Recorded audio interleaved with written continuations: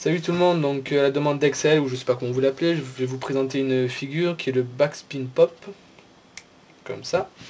Donc vous avez dû sûrement la voir dans des combos de Nagi ou de Toro, surtout Toro, parce il le rend à peu près dans chacun de ses combos. Donc on va commencer. Donc le principe c'est que le mode, il doit rester tout le temps,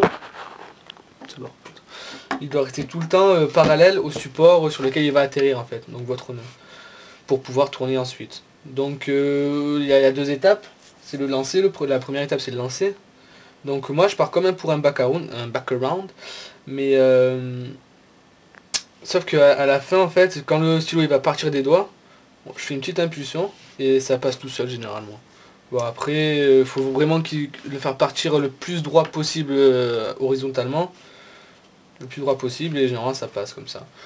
Donc ça c'est pour le départ, vraiment back-around, comme vous l'avez appris quoi, hein, vraiment comme ça, et hop un petit pop, et ça passe.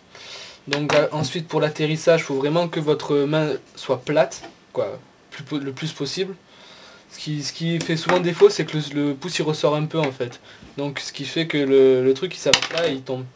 Donc il faut vraiment essayer d'être le plus à plat en fait. Et voilà, et après ça passe généralement. Voilà. Généralement. Parfois je suis comme ça aussi. Bon, ça peut passer, mais c'est plus... c'est plus aléatoire que si on mettait la main bien en rond comme ça.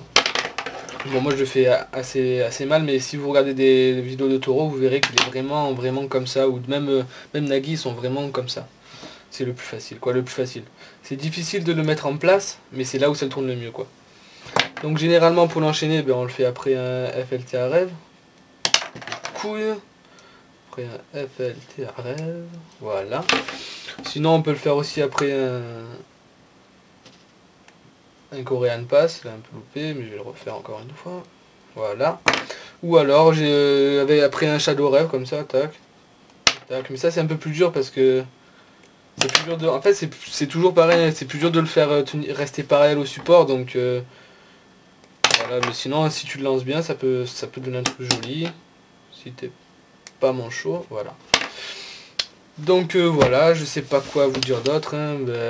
Faut persévérer par contre parce qu'au début c'est pas évident. Mais essayez, je pense que comme il est vraiment classe, hein, ça tourne bien, c'est un aérial bien sympa. Donc après c'est à vous de voir. Si vous avez des questions ou quoi, n'hésitez pas, hein, à me MP ou à poser des questions sur le topic ou quoi, ou je peux même refaire un tuto s'il n'est pas clair. Bon ben voilà, je vous dis à la prochaine et keep it real.